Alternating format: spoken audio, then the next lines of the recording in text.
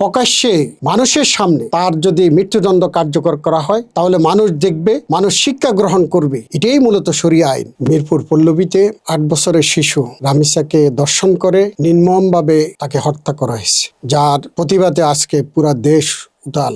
আমরা সরকারকে বলতে চাই, অতীতে যে সমস্ত হত্যাকাণ্ডগুলো সংঘটিত হয়েছে তার বিচার, সুষ্ঠু বিচার হয়নি। আপনারা দেখেছেন তনু হত্যার কোনো বিচার আজও পর্যন্ত হয়নি। অতীতের হত্যাকাণ্ডের বিচারগুলো যদি হতো তাহলে দুষ্কৃতিকারীরা নতুন করে কোনো হত্যাকাণ্ড সংগঠিত করতে পারত না। সময়ের চাহিদা অনুযায়ী জনগণের পক্ষ থেকে আজকে দাবি উঠেছে রামিসার হত্যাকারীকে শরিয়া আইনে প্রকাশ্য দিবালোকে তার বিচার সংগঠিত করা। আমরা সেই দাবিটি করছি। আজকে যারা শরিয়া আইনের কথা বললেই মধ্যযুগীয় কথা বলেন, আমরা অত্যন্ত দুঃখের সহিত বলতে হয় যেই মধ্যযুগীয় কথা বলা হচ্ছে আসলে কথাটা সঠিক নয়। 1757 সালের আগে যেই শাসন ব্যবস্থা, মুসলমানদের যে শাসন ব্যবস্থা ছিল, সেই শাসন ব্যবস্থা একটি সুন্দর শাসন ব্যবস্থা ছিল। সেই যুগটা ছিল একটি সোনালী যুগ। সেই যুগে কোনো হানাহানি, মারামারি হয়নি, নির্যাতন হয়নি।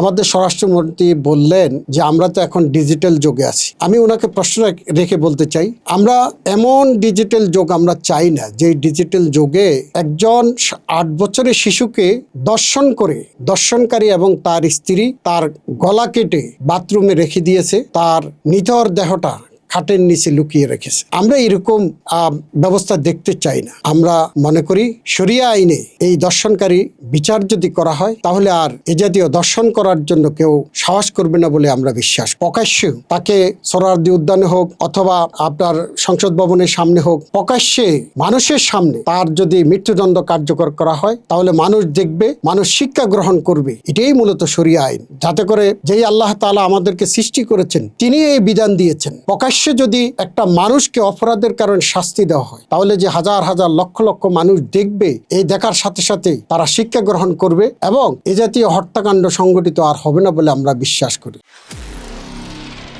নিরপেক্ষ, সত্য প্রকাশে আপোষহীন।